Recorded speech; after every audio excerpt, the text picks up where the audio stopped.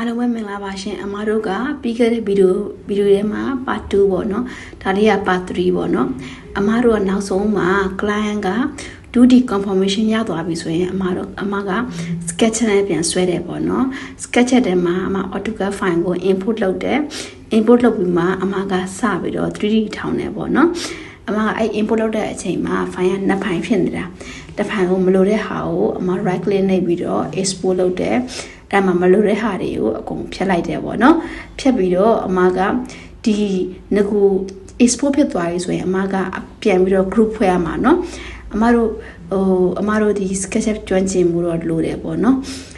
okay အမကပထမဦးဆုံးအမက column လေးတွေစပြီးတော့ထောင်းမယ်12 page ဆိုတော့အမကrectangle ဆွဲပြီးတော့ push ဘူးနဲ့ပြန်ပြီး12 page ပြီးတော့ထောင်းလိုက်တယ်ပေါ့နော်ဒီ column side တွေတူတဲ့နေရာကိုအမတို့က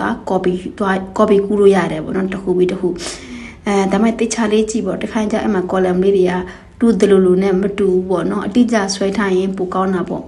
တချို့တွေကြလဲ column ပဲအတိအကျမဆွဲတော့ဘူး wall နဲ့ပြန်ပြီးတော့ရောသားမှာပြောပြီးတော့မဆွဲလေးမရှိဘူးပေါ့ဒါပေမဲ့အမတို့ကပုံစဆွဲတော့ပေါ့နော်အတိအကျဆွဲလေး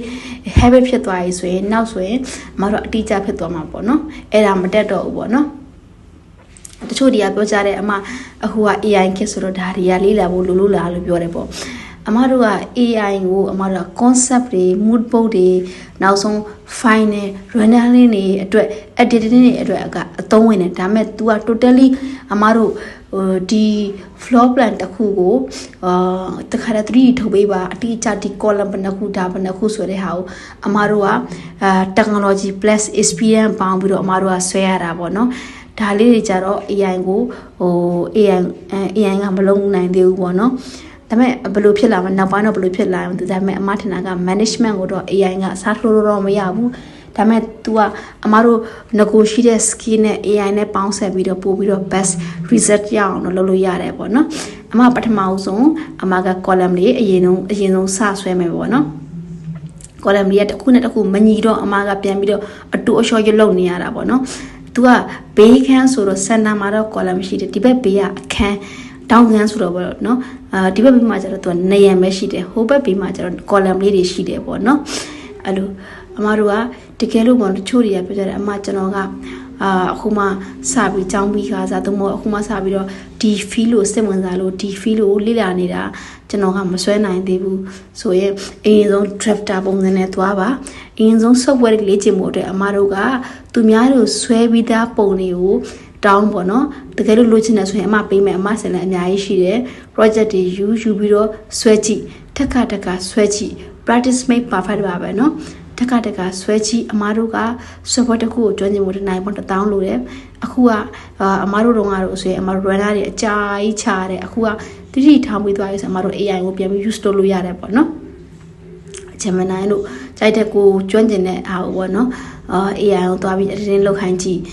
ကိုကအချိန်ကုန်တက်တာပါတယ်အခုနောက်ပိုင်းကပို့ပြီးတော့လေAI ကြောင့်နေပြတော့ကိုကဆွဲနဲ့နားမလဲဘူးဆိုရင်လည်းကိုကအရင်တုန်းကဆိုရင်အမတို့ကဆရာကိုငို့ထုတ်ထိုင်ပြီးတော့စောင့်နေရဆရာကို message ပို့ရတယ်အခုတော့အမတို့က AI ကိုတဲမိလိုက်ရင်ဘာဖြစ်လို့အဲ့ဒါအမတို့ဆွဲနေတဲ့ screen ကိုတက်ပုံရိုက်ပြီးတော့အမတို့ပို့လိုက်တော့ဘာဖြစ်တာလဲပြောပြီးတော့မင်းရင်သူကတခါတည်းဘယ်လိုလုပ် step by step သင်ပြပေးတယ်ပေါ့နော်အဲ့ဒါကြောင့်အခုနောက်ပိုင်းကပို့ပြီးတော့လေ့လာလို့short time မှာပဲအမတို့က best result ရတယ်အဲအကြောင်းကိုကဘယ် feel လို့သွားချင်တာလဲပေါ့နော်ဘယ် feel သွားချင်တာလဲအဲ့ဒါကိုကကောင်းမှုလေ့လာပါအရင်ပုံစံအမတို့မှာဒီ software တစ်ခုဖြစ်ဖြစ် English speaking ဖြစ်ဖြစ်လေ့လာဖို့အတွက်အမတို့ mentally နဲ့အကောင်းဆုံးဆရာတွေရှိတယ်ပြောတယ်ရန်ကုန်သွားပြီးတော့အခန်းငှားပြီးတော့အများကြီးအချိန်ရောပတ်စံရောအကုန်လုံး invest လုပ်ပြီးတော့အမတို့တစ်ခု skill လုပ်ဖို့အတွက်အများကြီး invest လုပ်ရတယ် but အခုမှတော့ AI ကြောင့်အမားတို့ကကြိုက်တဲ့ဟာကိုကြိုက်တဲ့နေရာမှာနေပြီးတော့ကြားတယ်လို့လေ့လာလို့ရတယ်အဲ့ဒါကြောင့်သူက disadvantage တွေလည်းရှိတယ်ပေါ့နော်ဘာဖြစ်လို့လဲဆိုလူတွေကအရင် distraction ဖြစ်သွားပြီးတော့ဘယ် line ကိုလိုက်ရမယ်မသိဘူးအမားတို့တော့အဲ့လောက်ကြီး option မရှိဘူးသူကအမားတို့ဒီ line သွားရင်channel line သွားဖို့အတွက်ပြန်ပြီးတော့ပတ်စံနေ invest လုပ်ရတယ်အများကြီးအချိန်တွေလုပ်ရတယ်ဆိုတော့ option မရှိဘူးအခုက option ရှိတယ်ဒါလေးလာတယ်နဲ့နောက်တစ်ခုကိုဝါသနာပါတာလည်းလုပ်လို့ရတယ်ပေါ့နော်အများကြီးလုပ်လို့ရပါတယ်ဒါပေမဲ့တစ်ခုကသူ သူ disadvantage က distraction ဖြစ်ပါစေနဲ့တခုခုလေ့လာမှဆိုရင်အရင်ဆုံးတရက်ကို2 နာရီဆို2 နာရီလေ့လာတေချာလေ့လာပေါ့နော်လေ့လာပြီးမှနောက်ပိုင်းဆိုရင်အမတို့ freelance work တွေလုပ်လို့ရတယ်တကယ်လို့ကိုအလုပ်ကမြန်မာနိုင်ငံမှာမရဘူးဆိုရင်တော့အမတို့ကBIM software တွေ Revit architecture တွေကျွမ်းကျင်တဲ့ကို experience ရှိတဲ့ English speaking လည်းကောင်းတယ်ဆိုရင်အမတို့ကနိုင်ငံခြား project တွေကို remote work အနေနဲ့အမတို့ကမြန်မာနိုင်ငံမှာပဲလုပ်လို့ရတယ်ပေါ့နော်ကိုကျွမ်းကျင်မှုပဲလို့တယ်အဲ့ဒါကြောင့်ဘယ်ပညာမှကိုကမကျွမ်းကျင်မနဲ့ကိုမပေးဆက်မနဲ့တော့ကျွမ်းကျင်တဲ့ professional တရားမဖြစ်လာဘူးပတ်စံရှာရတာလည်းမလွယ်ဘူးပေါ့နော်အခုခေတ်မှာက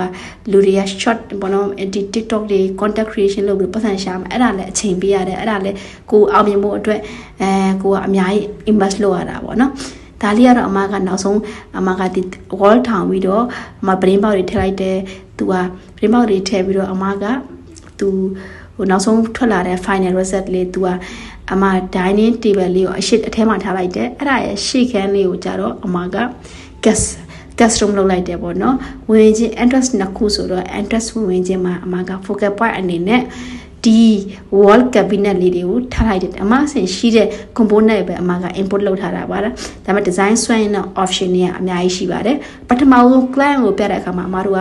ဒီလိုတော့ရှိတယ်ဒီဟာတော့ထည့်လို့ရတယ်ဒါပေမဲ့ option အများကြီးရှိတယ်ပြောပြီးတော့ Pinterest ဒီမှာရှာပြီးတော့သူတို့ presentation လုပ်ပါဒီဟာက TV စင်ကိုအမက balcony လောက်ပို့လိုက်တယ်နောက်ဆုံးဒီဟာက final confirmation ဖြစ်သွားတဲ့site လေးပေါ့နော်confirmation ဖြစ်သွားတဲ့ 3D လေးပေါ့နော်အဲ့အရှိမကျတော့အမတကားတော့ပိတ်နေတယ်ဒါပေမဲ့အပြင်မှာကျတော့ customize sofa လုပ်လဲရတယ်သူတို့ sofa ဟိုဘက် sofa ရဲ့သူ site ကိုဘေးဘက်ကိုရွှေ့လဲရတယ်ပေါ့နော်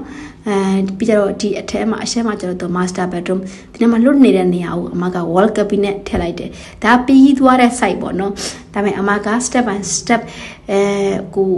ရှင်းပြပေးခြင်းလို့ဒါလေးကိုထပ်ပြီးတော့အမအစအဆုံးပေါ့နော်ရှင်းပြပေးတာပေါ့နော်ကျေးဇူးတင်ပါတယ်ပေါ့နော်အမတော့ component ရှာခြင်းနဲ့ဆိုရင်3D warehouse free download ပြောပြီးတော့သွားပြီးနှိပ်လိုက်အဲ့မှာအများကြီးရှိတယ်ကိုလိုချင်တဲ့ component တွေအများကြီး input လုပ်လို့ရတယ်ပေါ့နော်ကျေးဇူးတင်ပါတယ်ဒီဗီဒီယိုလေးကနေတခုခုရရှိတယ်မှာဆိုရင် like ပေးခဲ့ပါနော်ကျေးဇူးတင်ပါတယ် good night ပါ